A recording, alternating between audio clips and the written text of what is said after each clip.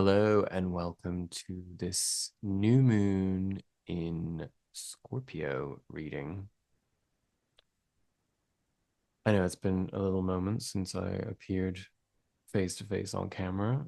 It was a controversial choice for me to return, um, as some people do prefer to just focus on the cards, but um, I don't like that. I am a conversational person, and I found myself being somewhat restricted and limited by the format of having a downward facing camera. And there's almost something robotic about it. And while I do understand the benefit of an informative, predictive reading in that format, it's simply not the way that I read cards or the energy. And I have to be comfortable and in flow. So you're stuck looking at me. And that's the way it's going to be. So, yeah. Um, that said, I really have no desire to divulge much about the personal, nor do I wish to focus too much on the astrology because there's a lot of predictive nonsense out there right now, because we're in a time of great speculation around very um, impactful public events, global events. And subsequently, I think everybody loses their mind and basically ends up looking for uh, self empowerment through prediction. And that is not, again, how I interpret cards. The tarot is an evolutionary tool, as is astrology. And I don't believe in a fatalistic approach to such things, and nor should you. We have tools in the form of energy and clues that can be harnessed in order for us to evolve in the healthiest, most productive, most expansive way for our own highest good. So that is what I am here to do.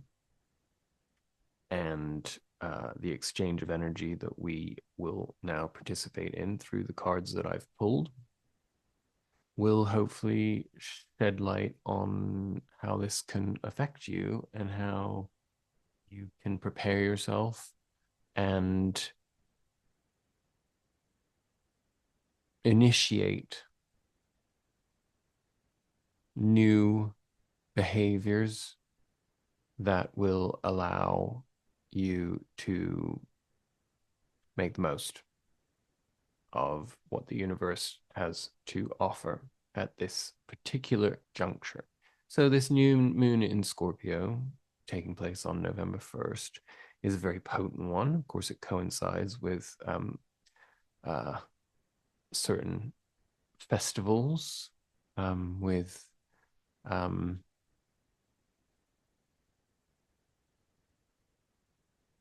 earthbound roots that flow into the ether. And however you choose to celebrate that, whether it be Halloween, Samhain, or any other variation on that, um, it is a celebration of life. And the celebration of life can only be fulfilled in the essence of death. And that is essentially what this energy is all about. Now, death represents different things to different people. Some are very threatened by death. Some are, some even romanticize death. Some see death as a gateway to the unknown, to freedom, to transcendence. So, uh, however you experience the energy of death will be challenging to you at this time, as it always is in the uh, lead up to winter. Now, as it turns out,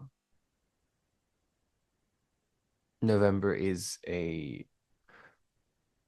wouldn't say a quiet month astrologically, but it's not a particularly uh, complex month um, outside of uh, two very specific shifts. First, Saturn will be going direct on the 15th of November. And of course, Pluto finally moves into Aquarius for good on the 19th. So while I have really no particular desire to go into the effects of those things right now, because that is actually in the next uh, energy of the full moon of Taurus that we will explore that further. And I will be back for that. I skipped the last full moon um, because it was challenging. That energy of that time was extremely challenging, and it was very insular and mm,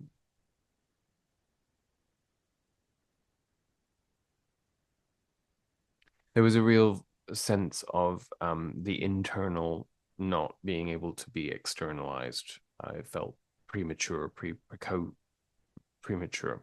Sorry, I'm not sure why I'm saying precocious, but that is shifting through this Scorpio energy. That's a big part of what the new moon in Scorpio is. It's a total overhaul of what is important to us. And you may already be feeling the rumblings of that. In fact, you most probably have been feeling that for some time, but it probably hasn't had language to it. And after this new moon, there will be an emergence of language that becomes more malleable, more accessible to us in order to put into place the necessary uh, scaffold required for the adventure to unfurl. So let's get into our reading. We're going to start with this Cupio Dissolvi card. I don't know how well you can see that. Let's see. If I hold it up in front of myself, you should be able to see it relatively well. And this card is all about rebirth. The message is the following: it is time to let go. Things are working out in their own way. Trust that your heart is wise and it is leading you on a soul healing journey and the right spiritual path. Spirit wants to bring you a blessing and a resolution, but you must let go and allow it to happen. Events are unfolding according to a higher plan. Even if your plans are going awry, know that all will come together at the right time and in the best way possible. Surrender your struggles and hold on to your faith. It's of the utmost importance right now to be honest with yourself, not to fall into any of the shadow talk, not to deceive yourself and subsequently others, not to be in avoidance of the truth and of authenticity. This entire revolutionary energy that we are being offered right now is so very intense at this time, not just this particular 2 week period, but the entire era from essentially, I would say, late summer of this year through to probably spring of 2025. Everything that has been holding us back, everything that has been keeping us small, everything that has been keeping our constructs tethered to self effacing projections, we are being given the opportunity to confront those limitations and take ownership of the narrative around them and release all of our prisons, mental prisons. As the outside world becomes more chaotic, we will find ourselves being forced to adjust into more authenticity. And the easiest way, as the Cupio Dissolvi card and energy divulged, the easiest way is to surrender to the unknown, to allow the process to unravel, to present itself one step at a time.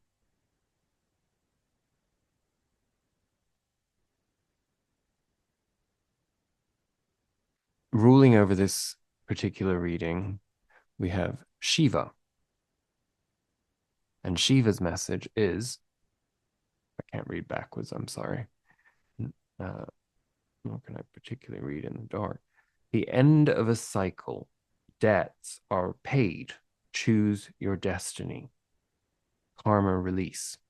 Now, it's important to remember that karma is not some predestined experience, and it's not something that's actually really dealt with in the present in regards to something from the past.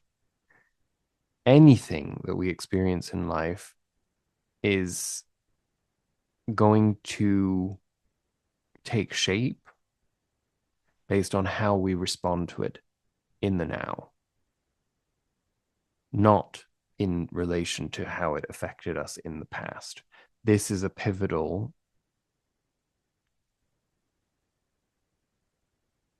shift that we have to meditate on in this new moon in Scorpio energy through to the full moon in Taurus.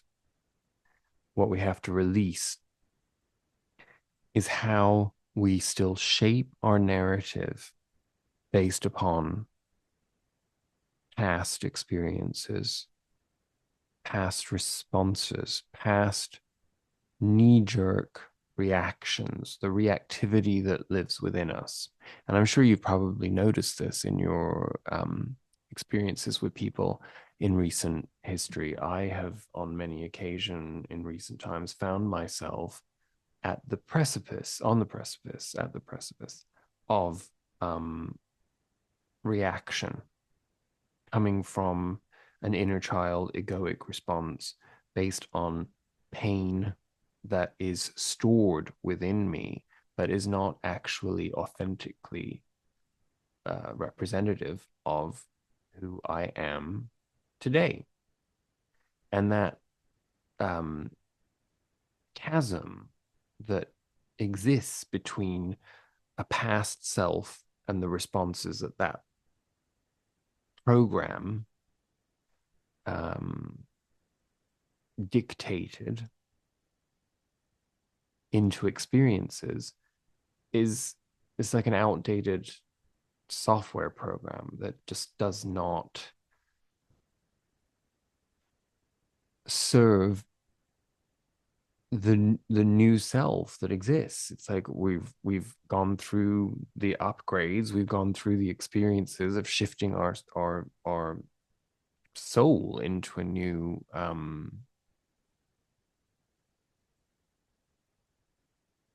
paradigm, which may have been more about taking away blockages. But in taking away the blockages, we have to also consciously unlearn the behavior and apply that change in perspective actively into our life. Now, the only way that this can take hold is through experience, through repetition, through forcing ourselves to be as conscious as possible at every moment that an experience offers us the opportunity to rethink our immediate responses. Now, it's difficult in the beginning to do that. We're, of course, limited in our ability to apply knowledge with ease instinctively until it has become so integrated by repetition. So, this is part of the discipline required of this energy. What can help us with that is uh, relationships and how we experience them. And the message of relationships that we have for this energy of this reading is I am attracted to those people who serve my higher good. So, again, when we release people because they no longer are vibrating at the same uh, energy level that we are, frequencies change. It's like changing. I've been talking about this recently with some people in my life. There was a time in my life when um,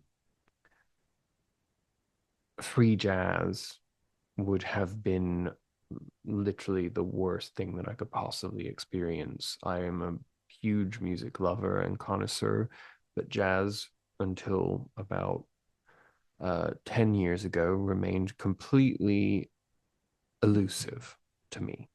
I did not enjoy it. I did not understand it. I had no desire to understand it. It would make me feel crazy. It would make me feel mired in confusion and the language. I just didn't speak the language. It was like having to spend my days in a lecture hall listening to somebody give lectures in a language I didn't speak. Um, and over the course of time, that shifted in me, and jazz became something that was far more accessible to me. I found it relaxing. I found it emotionally um, effusive and um, evocative and um, adventurous. And I understood something about it. And it was like my brain had evolved. And um,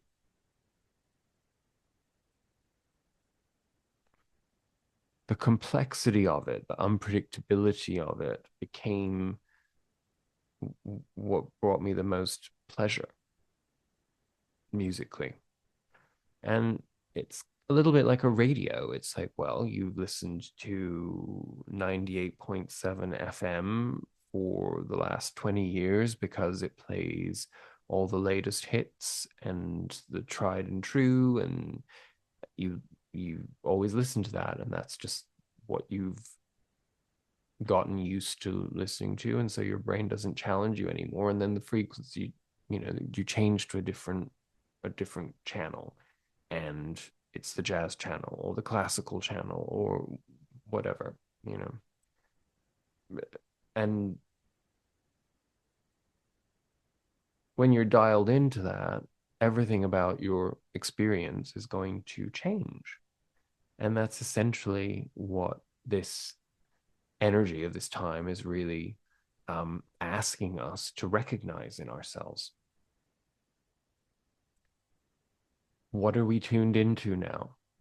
What remains in our life that we're no longer tuned into whatsoever, but it's still playing in the background. Um, a lot of the time, the reason why that happens is because we're so determined to drag everyone else to the same frequency that we're tuned into. And I think we've come to the understanding that that's not possible. As with my jazz narrative, it requires an evolutionary process in order to get there. And other people will go through their own process, maybe to reach your frequency, maybe they reach the, you know, I don't know, thrash metal station, and that speaks to them. Um, Whatever. That was a really ridiculous digression, but you understand what I'm trying to say. Um,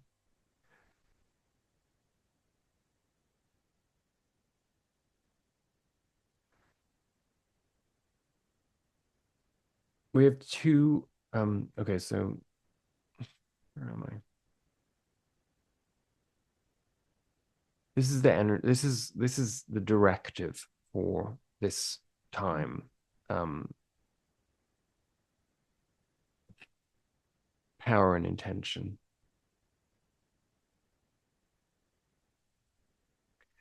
When you align your intentions with the highest good and act with love and consideration, your power is intensified. When you draw this card, your angels are drawing close to remind you of this. You have the capacity to be a leader and guide at this time, and you are being encouraged to align with love and the highest good so that you act from the heart. Often, when power arises within, we can find our ego gets louder, and this is because it wants us to be limited and to question or even stifle our growth. Don't let it hold you back now. Call in your angels and invite them to help you listen closely to the voice of your soul so that you can move forward powerfully and effectively in a loving way.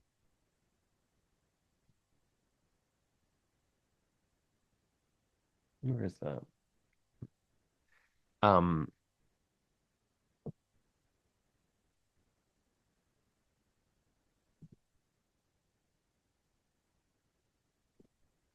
and the underlying energy of our reading is the New Vision card.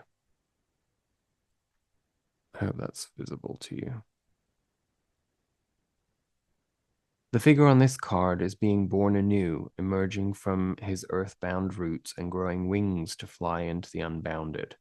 The geometric shapes around the body of the figure show the many dimensions of life simultaneously available to him. The square represents the physical, the manifest, the known. The circle represents the unmanifest, the spirit, pure space. And the triangle symbolizes the threefold nature of the universe, manifest, unmanifest, and the human being who contains both. Now you are presented with an opportunity to see life in all its dimensions, from the depths to the heights. They exist together, and when we come to know from experience that the dark and the difficult are needed as much as the light and easy, then we begin to have a very different perspective on the world. By allowing all of life's colors to penetrate us, we become more integrated. When you open up to the ultimate, immediately it pours into you. You are no longer an ordinary human being. You have transcended.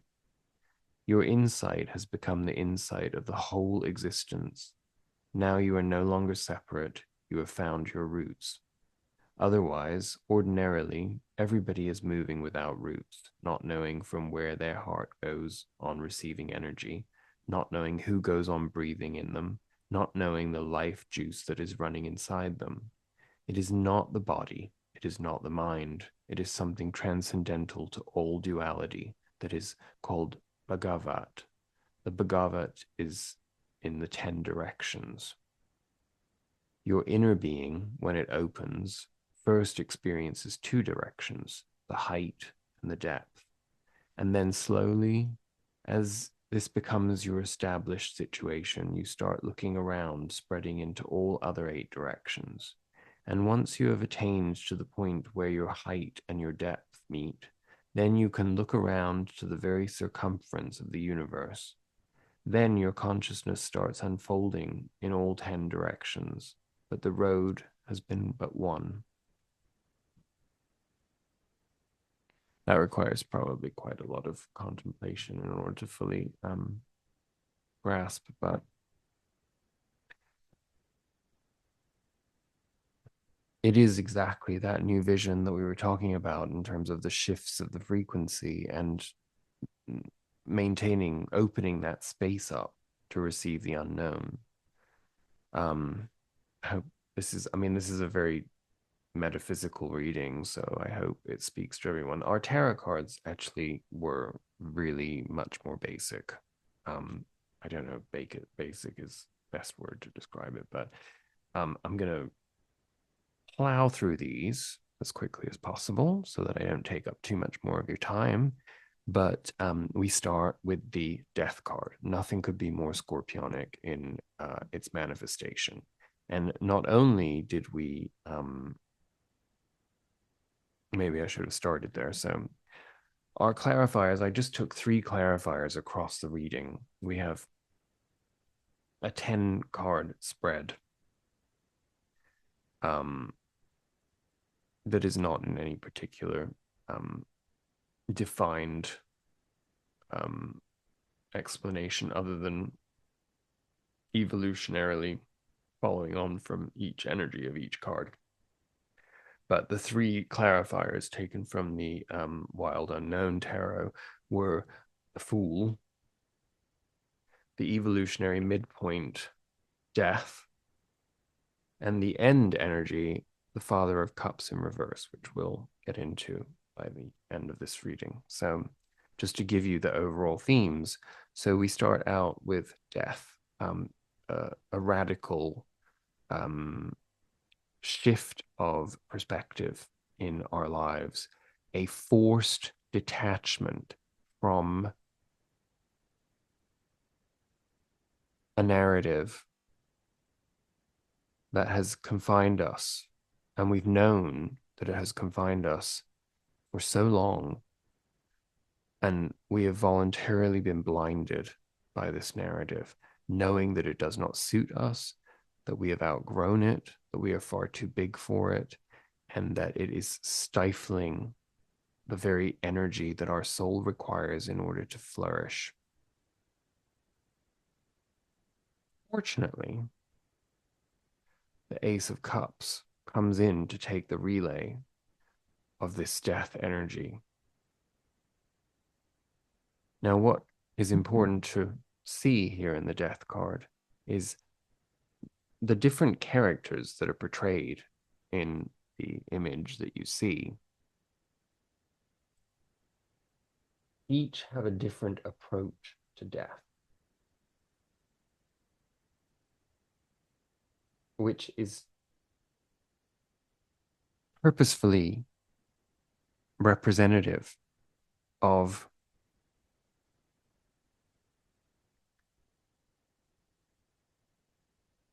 the key to life being how we show up. What I was saying about karma earlier, it isn't what has happened to us that matters. It is what we do with what has happened to us that matters. When we face death, we can choose. I mean, I'm not talking about our own death because we wouldn't be conscious to be able to experience that, but other people's death, whether figurative or literal. Um, the symbolic value of that, of how we experience it, can be with bitterness, with a sense of loss, with a sense of emptiness, with a sense of a loss of purpose, a lack of purpose, a an implosion, a folding in on ourselves, our voluntary interruption of life's flow within ourselves as a reflection of the loss outside, or it's an invitation to cut ties with who we have been. It's the opportunity to find the joy in the experiences of what came before, the experience of the other, if it's a loss, of, a physical loss, and carrying that within ourselves, imbuing ourselves with the power of the joy of the memory of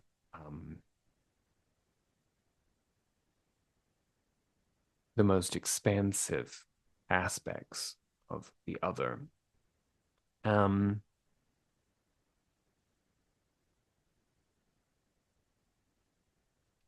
Most people's response to death as an energy is fear and avoidance, as much in terms of what we associate with the dominant meaning of death, and then of course the more um, commonly encountered experience of death as an evolutionary process in our lives. We are constantly dying. We are constantly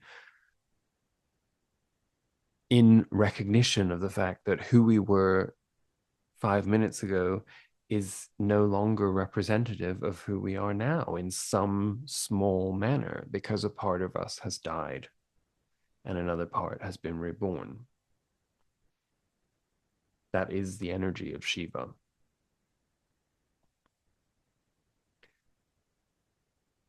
It's what this all of our cards have really put forth. The Fool is the carrier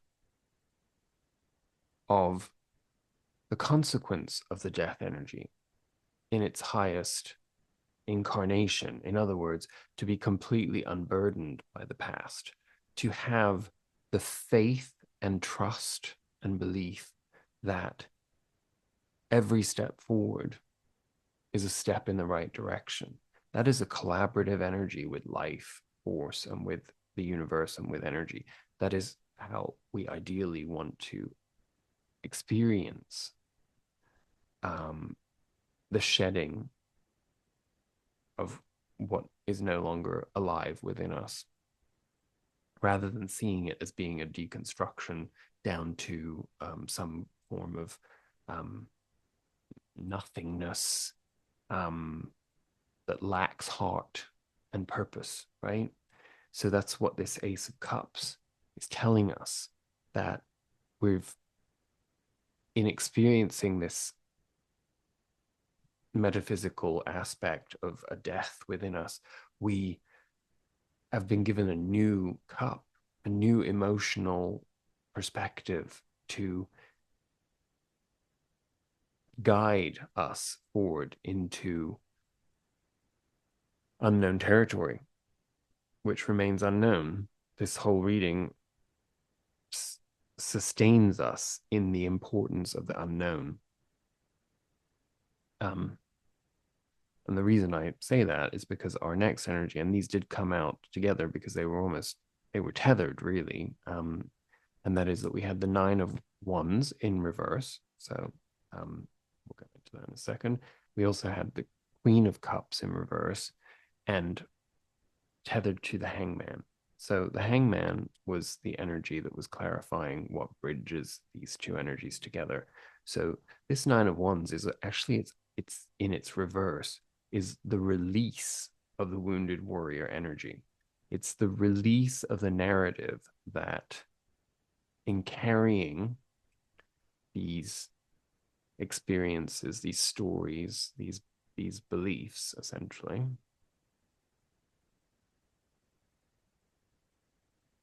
we're free to fully engender the full energy.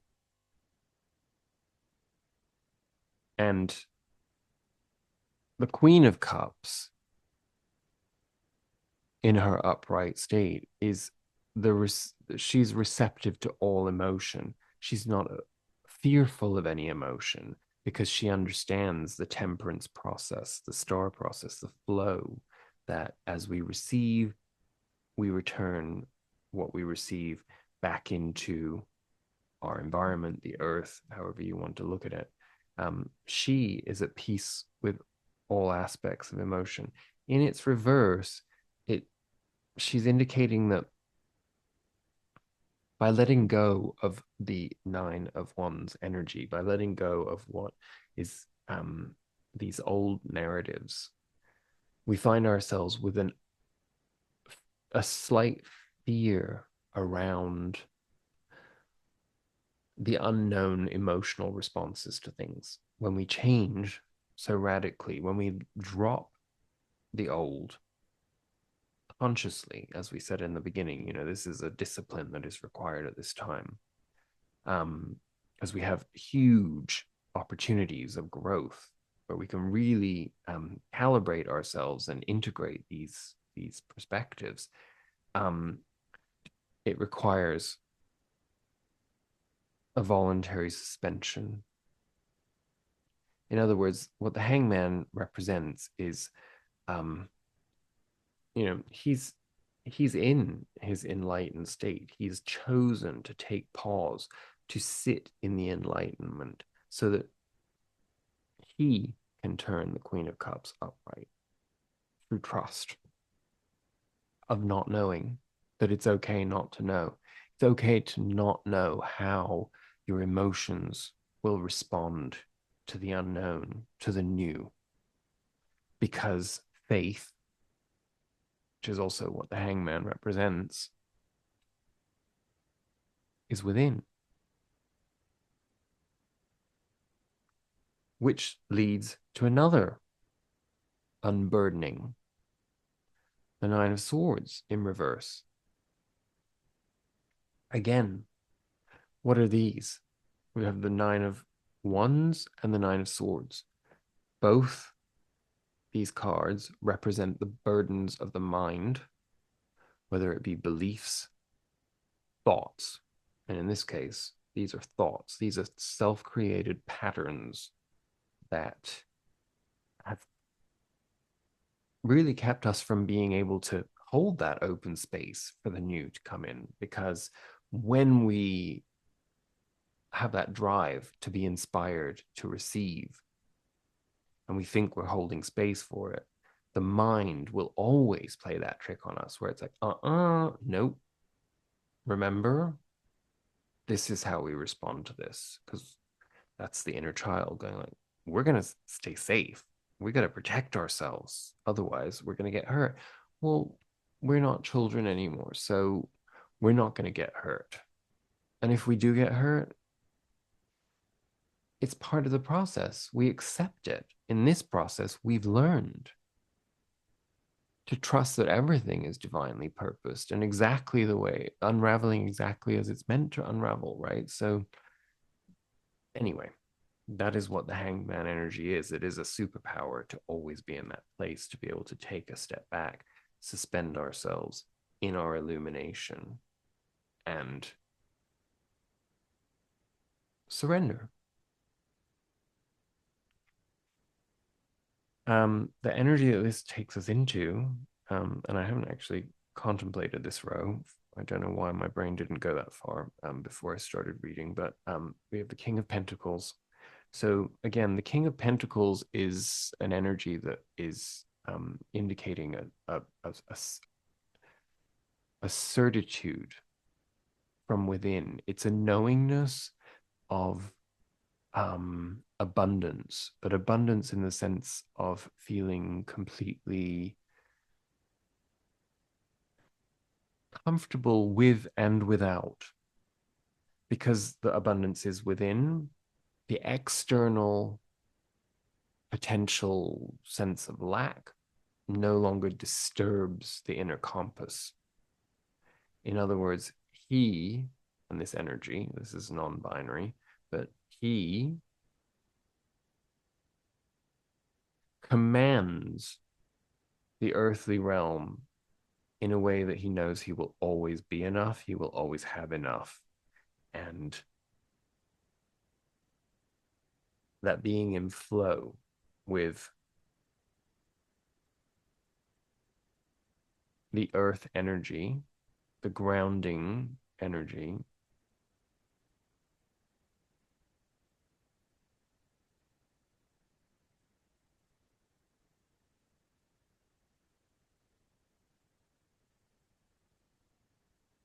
I get protection is in the ether with this card. I don't know what that means. Um, but I guess I kind of do because our next card is the star card. So again, this is a transcendence card. Some people refer to it as the wish card. The wish, the wish that we all have is transcendence, transcending our prisons, our psychological prisons, our emotional prisons, our physical prisons, uh, our minds, the mind trap. Transcending all of those things takes us naturally into a place of inspiration and love and flow, right? So this comes to us. There's a lot of unburdening in this reading that basically tells me that this period between the new moon in Scorpio and the full moon in Taurus is extremely potent for shedding. And the again, the confirmation is pretty striking because at our midpoint we have that death card, and it comes right over the fool again.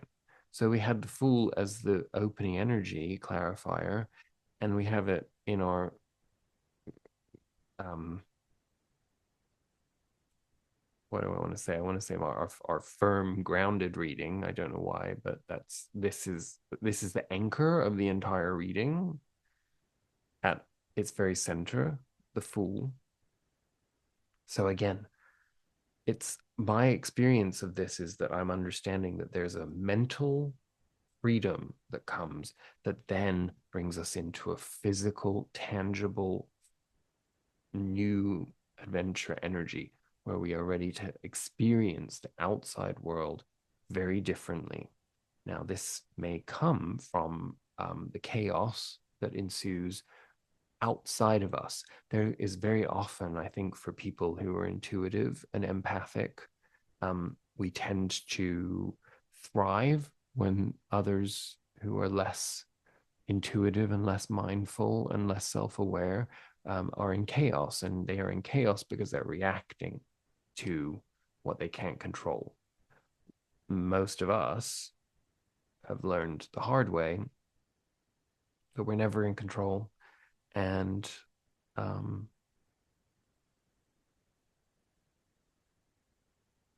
and so subsequently we come into our power, and I have a strong feeling that that will be very mm,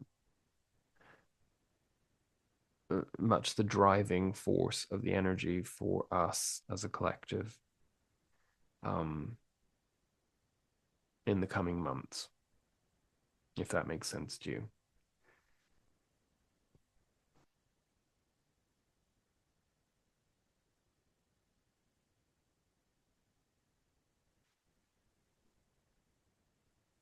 It's interesting because our next card is the Ten of Wands, and I need to. Well, I should try to understand it intuitively, but I'm gonna take uh,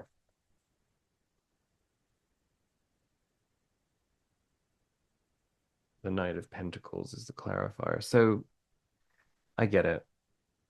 Of course, the Knight is all knights are cards of movement, but the Knight of Pentacles is the slowest mover. And so, as a result of the slowness of the earth energy as a knight, this 10 of Wands is an indication of what can trip us up in this Fool energy. Here we are, brand new, open to receiving with our new unknown path ahead of us of how we're going to experience life with this newfound clarity and lightness of of perception, and the slowness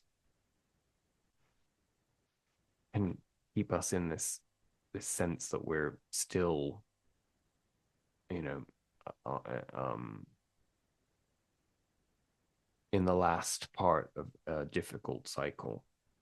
So something to be mindful of. I would take that more as a mindful warning of what not to fall into. It's what crosses us essentially is that there may still be a little bit of wariness and weariness from this long journey of um, trials that that inner child can come out and be a little petulant sometimes still and be like, no, I want this now. This is not showing up the way I wanted it to. This is not going as fast as I wanted. I'm not seeing an evolutionary process that's matching my expectations or my needs. And again, when we're being told to hold space for the unknown, that means that we have to also be patient and in surrender all the time. So acknowledge those voices when they come up, but also know that we have a very clear warning here that that is illusory and that it is just about the pace.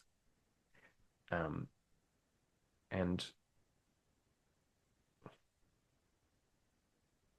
where we end up going into the full moon in Taurus energy, I'd say, is the King of Wands. So again, what are kings? Kings are the authorities of their energy. And in this case, we're looking at inspiration and um, drive and manifestation.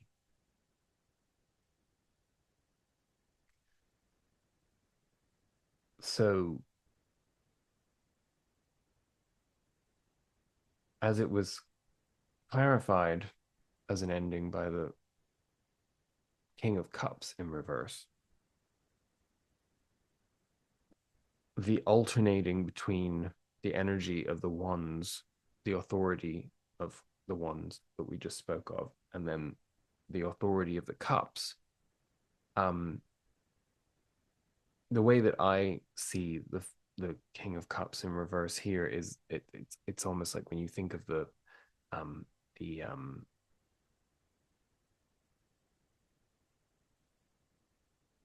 the the actual people cards of the suits. You have um the page, the knight, the queen, and the king. He has to go back to being the page.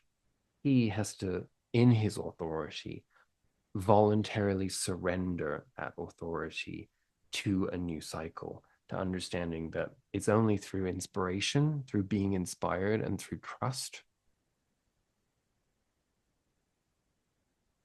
And I don't know what it means to be in your authority on those things. Something I'll have to give thought to, but maybe that's also part of the reason why we have a 2 week window to figure that out. Um,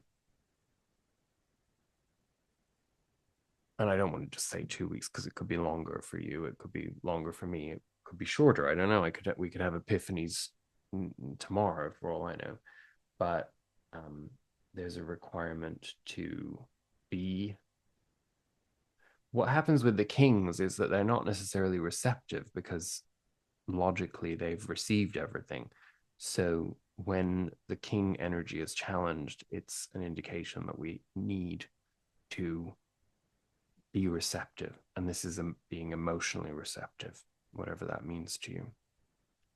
Okay, I'm going to wrap it up because I know this has been long, but it's very big energy. So I hope that this sheds some light. I think at the end of the day, the message is pretty simple and straightforward and consistent throughout all of these cards, but it's big. So I'm sorry if you're coming away from it feeling as though I basically told you to hold space for something new that you have no idea what it's going to be. But